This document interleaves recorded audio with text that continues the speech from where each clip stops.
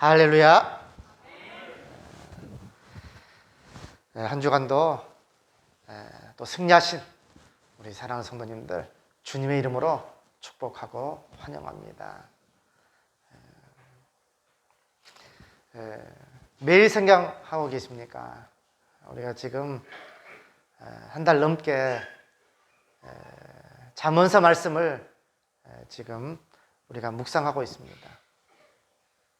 며칠 전에 우리 아들이 식사하면서 아빠, 잠언서 했던 말 또 나오고 했던 말 또 나오고 매일 성경 묵상하는데 너무 힘들다고. 잠언서 말씀이 사실 계속해서 반복해서 나옵니다. 귀에 못이 박히도록 들으라는 겁니다. 듣고 실천하라는 겁니다.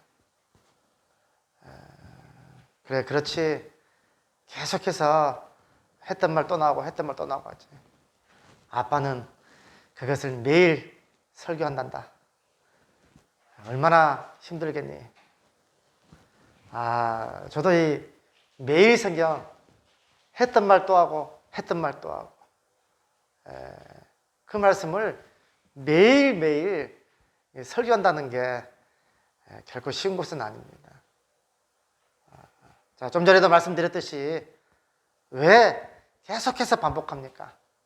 듣고 깨달으라는 겁니다. 그리고 듣고 실천하라는 겁니다. 그게 잠언서의 말씀입니다.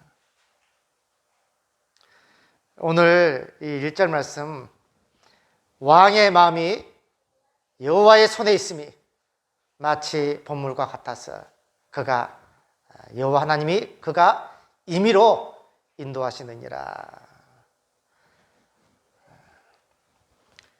오늘 1절 말씀을 가지고 우리 함께 은혜 받고 또 도전받는 그런 귀한 시간이 되기를 바랍니다. 이 모든 세상은 인간의 역사입니다. 그래서 인간들에 의해서 이 세상이 좌지우지 하는 것처럼 그렇게 생각합니다.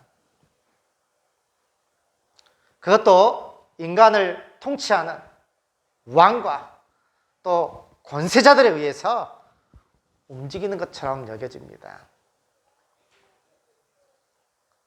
그러나 잠언서에서는 이렇게 생각하는 사람들은 어리석은 사람이라고 합니다. 그러나 하나님께서 모든 것을 인도하시고 주관하시고 또 역사하시고 섭리하신다. 이것을 깨달은 사람은 지혜로운 사람입니다. 오늘 1절 말씀 다시 보면 제가 계속해서 반복해서 말씀할 겁니다. 1절 말씀에 왕의 마음이 여호와의 손에 있음이 마치 봇물과 같아서 그가 임의로 인도하시느니라. 이 말씀의 의미는 뭐냐면 세상에 최고의 통치자인 왕일지라도 자기 마음대로 통치하는 것이 아니라는 겁니다. 자기가 마음대로 통치할 것 같고 자기 뜻대로 이 세상을 다스릴 것 같은데 오늘 말씀해 보니까 결국 여호와 하나님의 손에 달려있다. 이 말씀 우리에게 말씀해 주고 있는 겁니다. 믿습니까? 한마디로 말하면 하나님의 뜻대로 좌지우지 하신다는 겁니다. 하나님의 마음대로 하나님께서 이 세상을 섭리하고 다스리신다.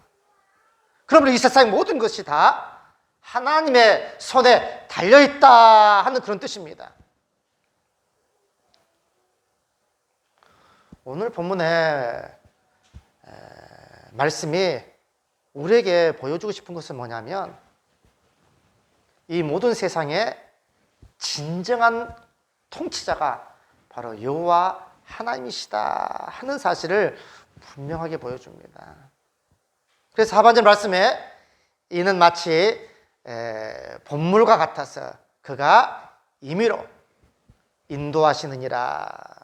자, 이 말의 의미는 뭐냐면 농부가 수로를 여는 대로 물은 그렇게 움직일 수밖에 없습니다. 농부가 수로를 우측으로 고랑을 파고 물길을 내면 물은 그쪽으로 흘러간다는 겁니다. 또한 저쪽으로 수로를 파고 물길을 내면 어김없이 틀림없이입니다. 농부가 수로를 여는 쪽으로 흐르게 되어 있습니다. 물은 그대로 순종하며 그 농부의 뜻대로, 그 농부의 의도대로 움직일 수밖에 없다 하는 것을 말씀해 주고 있는 겁니다. 즉, 이 말은 아무리 이 세상의 통치자들, 아무리 큰 권세를 가지고 있는 왕이라 할지라도 결국 하나님의 손에 달려 있다는 겁니다. 하나님께서 다스리시는 대로, 하나님께서 쉽게 말하면 조종하시는 대로 이 권세자들은 그렇게 따라간다는 겁니다. 그래서 이 세상이 인간 세상이고 인간이 다스릴 것 같고 최고의 통치자들, 권세자들, 왕들에 의해서 이 세상이 움직여지는 것 같지만 결국 하나님의 손에 달려 있다는 겁니다. 믿습니까? 이 말씀을 사도 바울이 사도행전 13장에서 정말 잘 말씀해 주고 있습니다. 사도행전 13장의 말씀은 비시디아 안디옥에서 사도 바울이 설교한 말씀입니다. 성경에 신약에서 안디옥이 두 군데가 나옵니다. 이스라엘 바로 위쪽에 수리아 안디옥입니다. 어떨 때는 수리아, 어떤 때는 시리아, 지금은 지도상에 시리아로 되어 있죠. 그래서 이스라엘의 바로 위쪽을 수리아 안디옥이라고 합니다. 그리고 소아시아 지역, 지금 터키 지역입니다. 그 지역에 있는 안디옥은 비시디 안디옥입니다. 그러니까 지금 사도 바울이 비시디 안디옥에서 설교하는 말씀입니다. 그때 사도 바울이 사도행전 13장 16절에 이렇게 기록되어 있습니다. 바울이 일어나 손짓하며 말하되 이스라엘 사람과 및 하나님을 경외하는 사람들아 들으라 하는 겁니다. 들으라. 이 이스라엘의 백성의 하나님이, 여기 주어가 하나님입니다. 하나님. 분명히 이 이스라엘 백성의 하나님이 우리 조상들을 택하시고, 누가 택했다고요? 하나님이 택하신 겁니다. 하나님이 그 조상들을 택하시고 또 애굽 땅에서 낙오되는 그 백성을 높여 큰 권능으로 인도하여 내시고, 모세가 출애굽해서 인도한 것이 아니라는 겁니다. 모세가 출애굽, 우리는 출애굽 하면 누가 제일 먼저 떠오르냐면 모세가 떠오릅니다. 떨기나물 불꽃 가운데서, 그래서 억지로 마지못해서 애굽 땅에 가서 자기 백성들을 출애굽 인도하여 낸, 제일 출애굽하면 제일 먼저 떠오르는 인물이 바로 모세입니다. 그런데 성경에 사도 바울은 하나님이 큰 권능으로 인도하여 내시고 라고 되어 있습니다. 하나님이 인도하여 내신 겁니다. 그리고 18절 말씀 보면 광야에서 40년간 그들의 소행을 참으시고, 하나님이 참으셨습니다. 모세가 참은 게 아닙니다. 물론 민수기 12장 3절 말씀, 이런 말씀이 있습니다. 이 사람 모세는 온유함이 지면의 모든 사람보다 더하더라. 옛날 성경은 모든 사람보다 승하더라 돼 있었죠. 모세는 정말 그 온유함이 지면의 모든 사람보다 더했습니다. 모세가 얼마나 많이 참았는지 모릅니다. 그런데 어찌 모세하고 하나님하고 비교되겠습니까? 사도 바울은 모세가 이렇게 온유함이 지면의 모든 사람보다 더하니까 모세가 40년간 이스라엘 백성들의 그 소행을 참으시고 이렇게 말하지 않습니다. 누가? 하나님께서 광야 40년간 그들의 소행을 참으시고, 하나님께서 참으신 겁니다. 그리고 19절 말씀에 가나안 땅 7족속을 멸하사, 가나안 땅 7족속을 멸한 게 여호수아 갈렙이 아닙니다. 누가? 여호와 하나님입니다. 하나님이 가나안 땅 7 족속을 멸하시고 그 땅을 기업으로 주시기까지 약 450년간이라. 그 땅을 기업으로 다 주신 분이 누구냐면 하나님입니다. 여호수아가 제비 뽑아서 그 땅을 준 게 아닙니다. 하나님께서 그 땅을 이스라엘 백성들에게 기업으로 주셨습니다. 그 후에 선지자 사무엘 때까지 사사를 주셨더니 누가? 하나님입니다. 하나님이 사사를 다 주신 겁니다. 그리고 베냐민 사람 기스의 아들 사울 왕입니다. 사울 왕을 40년간 그렇게 왕으로 세워서 인도했다가 그리고 패하시고 다윗을 왕으로 세우시고. 이 말의 의미는 뭡니까? 하나님이 왕을 세우시기도 하시고 왕을 패하시기도 하시는 분입니다. 하나님은 왕을 세우시기도 하시고 패하시기도 하시는 분입니다. 결국 하나님께서 약속대로 이스라엘 백성들을 위하여 구주를 세웠는데 곧 예수라. 하나님께서 말씀하신 대로, 하나님께서 약속하신 대로, 하나님께서 언약하신 대로 하나님께서 예수를 구주로 세우신 겁니다. 하나님이 다 하신 겁니다. 하나님께서 하나님의 마음대로 하나님의 임으로 인도하시는 겁니다. 자, 그렇다면 이스라엘 백성들만, 또 이스라엘 나라만 하나님께서 그렇게 통치하시고 인도하시고 섭리하시고 다스리시고 그렇게 역사하시는 것입니까? 아닙니다. 하나님은 이스라엘 백성들만, 또 이스라엘 나라만 다스리고 인도하고 역사하는 게 아닙니다.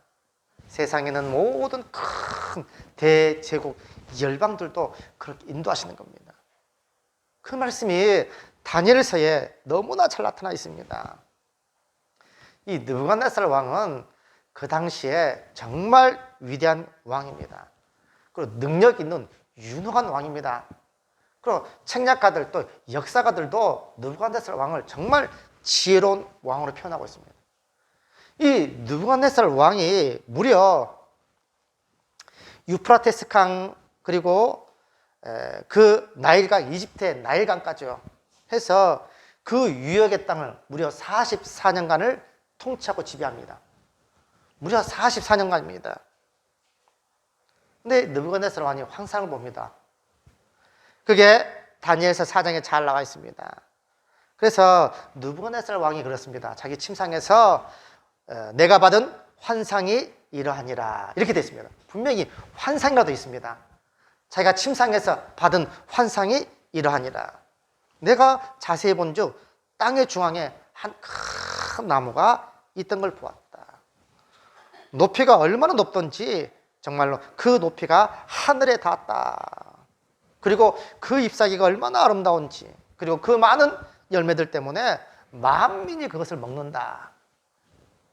이거는 바벨론 또 느부갓네살 왕을 상징하는 겁니다. 이 한 큰 나무는 느부갓네살 왕을 상징하는 겁니다. 그리고 자기가 받은 환상 가운데서 다니엘서 4장 13절 말씀 이렇게 되어 있습니다. 자기가 받은 환상 가운데서 자세히 또 본즉 한 순찰자가 나타납니다.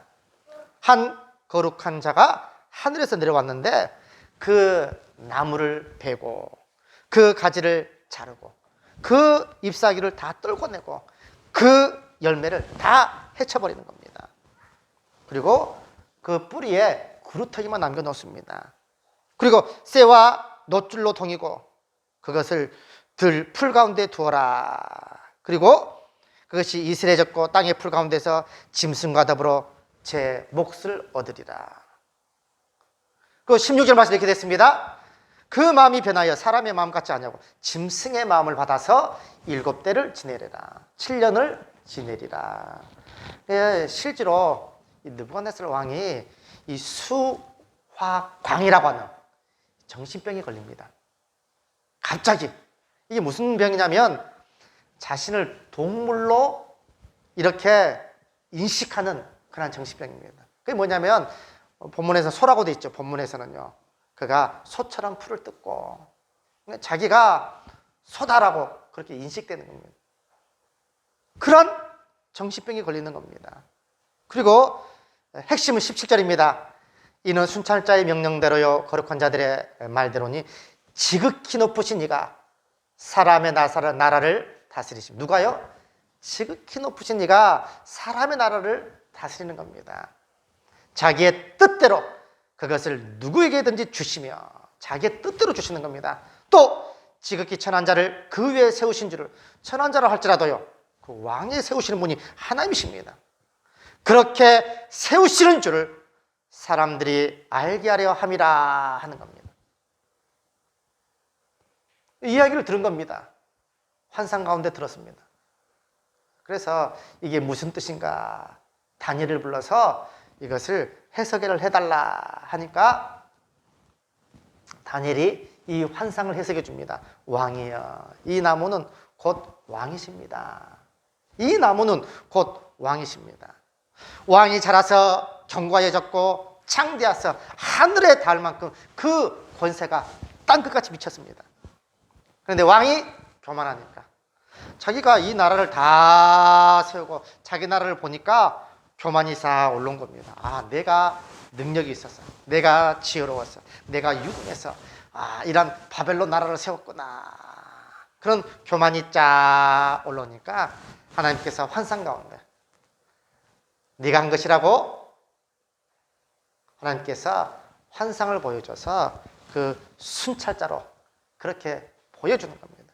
그래서 왕이여, 이 해석은 이러합니다. 지극히 높으신 네가 명령해서 당신이 이렇게 될 것입니다. 왕이 사람들에게서 쫓겨나서 짐승들과 같이 함께 살고 소처럼 풀을 먹으며 하늘 이슬에 젖을 것입니다. 그리고 그것을 7때를 보내게 될 겁니다.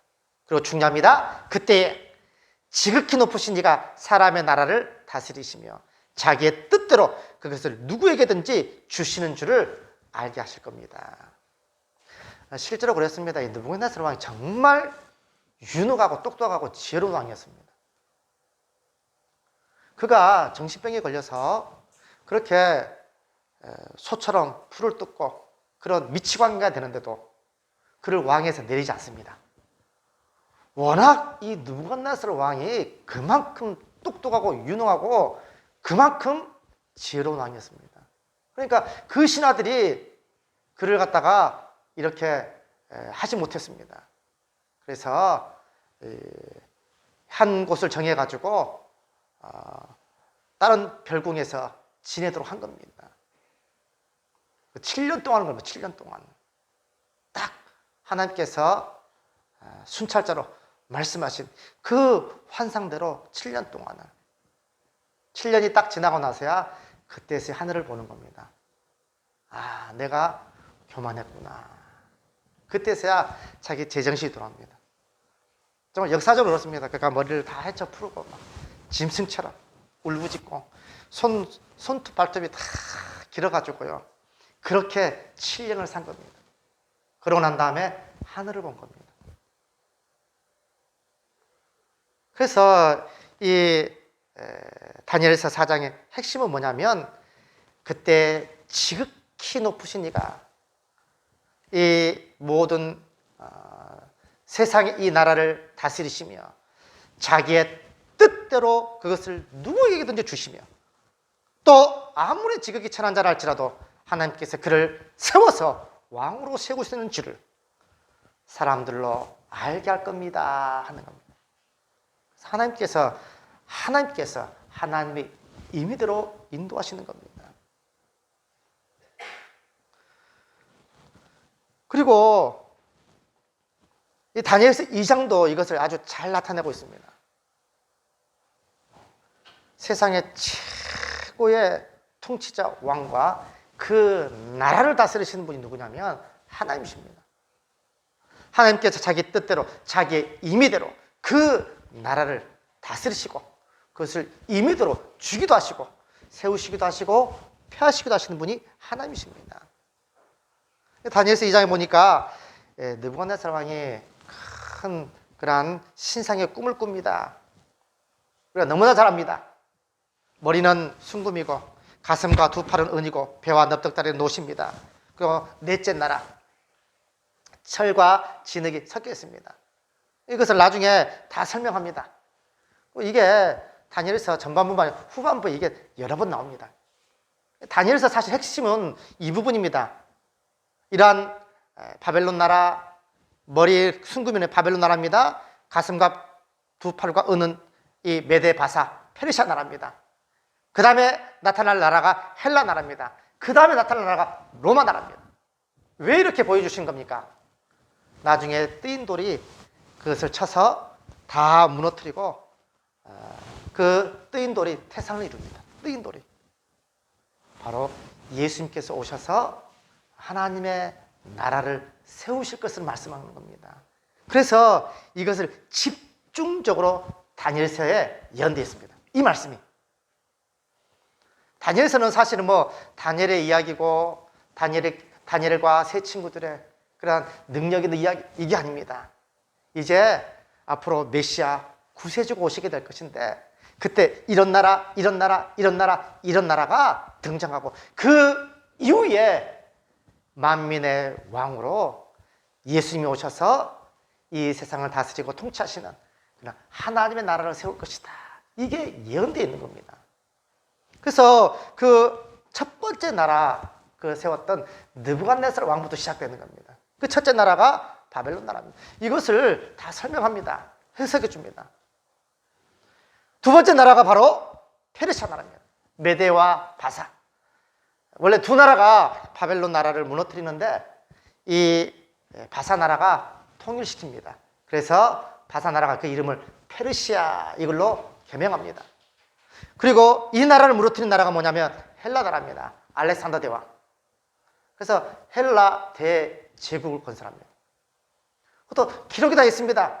젊은 나이에 이 가장 큰 대제국을 가장 넓은 땅을 건설하는 사람 누구냐면 이 알렉산더 대왕입니다. 헬라 나라입니다. 그런데 젊은 날에 죽으리라. 이것까지도 다 예언되어 있습니다.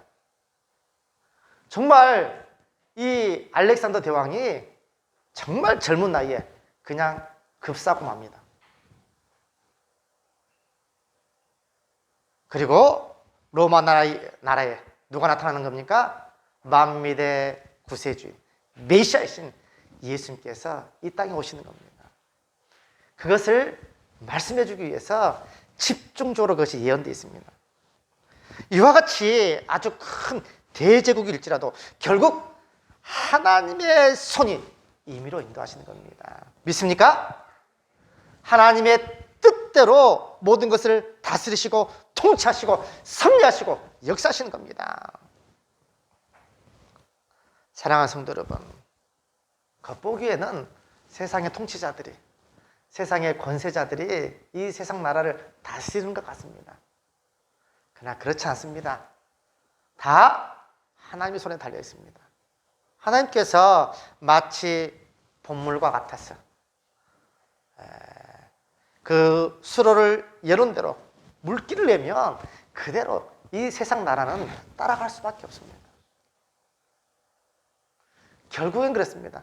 우리의 눈에 보이는 사람이, 통치자가, 권세자들이, 왕이, 대통령이 이 모든 것을 자주하는 것 같은데 결국에는 하나님께서 임의로 인도하시는 겁니다. 저는 이것을 믿습니다. 이 세상 나라는 결국 종말 향해서 갑니다. 마지막 때 주님께서 이 땅에 재림주로, 심판주로 오시게 될 겁니다. 그 종말을 향해서 이 세상 나라는 지금 가고 있는 겁니다. 자, 한 가지 더. 그렇다면 이 세상 나라뿐만이 아닙니다. 작게는 우리의 가정과 또 개인도 하나님께서 임의로 인도하시는 것입니다. 오늘 1절 말씀에 왕의 마음이 여호와의 손에 있음이 마치 봇물과 같아서 그가 임의로 인도하시느니라. 나라도 그렇지만 왕도 그렇지만 개인도 가정도 하나님께서 그가 임의로 그의 뜻대로 임의로 인도하시는 겁니다. 성경이 이것을 다 말씀해주고 있습니다. 너무 많습니다. 요셉의 가정도 보십시오. 형들의 그 시기심 때문에 노예로 팔려갔습니다. 그러나 하나님의 인도하심으로 애굽의 총리 대신이 되고 그리고 자기에 있는 모든 가족들, 식구들, 형제들 다 구원하는 그런 놀라운 역사를 일으키게 되는 겁니다. 그렇게 인도하신 분이 누굽니까? 하나님입니다. 하나님께서 그렇게 임의로 인도하시는 겁니다. 아무리 요셉이 똑똑하다 할지라도 어떻게 노예에서 총리 대신이 될 수 있습니까? 다 하나님께서 임의로 인도하시는 겁니다. 두 번째, 룻의 가정도 보십시오. 모압 여인 이 룻도 보십시오. 정말 그 시어머니와 자기밖에 없습니다. 가장 절망적인 가정입니다. 제가 볼 때는 이스라엘 가운데 가장 절망적인 가정입니다. 소망이 없습니다. 그래서 오죽했으면 이 시어머니 나오미가 예루살렘에 돌아와가지고 나를 나오미라 하지 말아라. 원래 나오미 뜻이 이 나오미 뜻이 뭐냐면 기쁨, 즐거움, 풍성한 이런 뜻입니다. 나를 나오미라 하지 말고 말하라라. 말하는 쓴 나물입니다. 괴로움입니다. 괴로움. 내가 나갈 때는 풍족하게 나갔는데 돌아올 때는 이렇게 정말 이렇게 됐다. 가장 절망적인 가정이 이 룻의 가정입니다. 그런데 하나님의 보이지 않는 그 손길이 이 룻의 가정을 정말 위대한 가정으로 만듭니다. 나중에 이 가정에서 룻이 나중에 보아스를 통해서 아들을 낳습니다. 나중에 바로 다윗의 증조 할머니가 됩니다. 이 룻은 다윗의 증조 할머니가 됩니다. 가장 절망적인 그 가정을 하나님께서 임의로 인도하셔서 가장 위대한 가정으로 만드신 하나님이십니다. 하나님의 손에 달려 있습니다. 우리 예수님께서는 우리에게 이렇게 말씀합니다. 우리의 머리털까지도 다 세심 받으시는 그런 분입니다. 우리가 우리의 임의대로 우리가 이 세상을 살아가는 것 같습니다.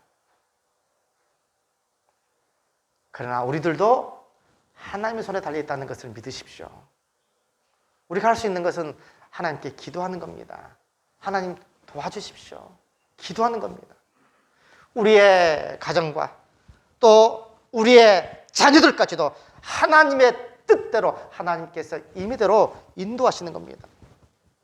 우리가 할 수 있는 것은 하나님 도와주십시오. 하나님께 기도하는 겁니다.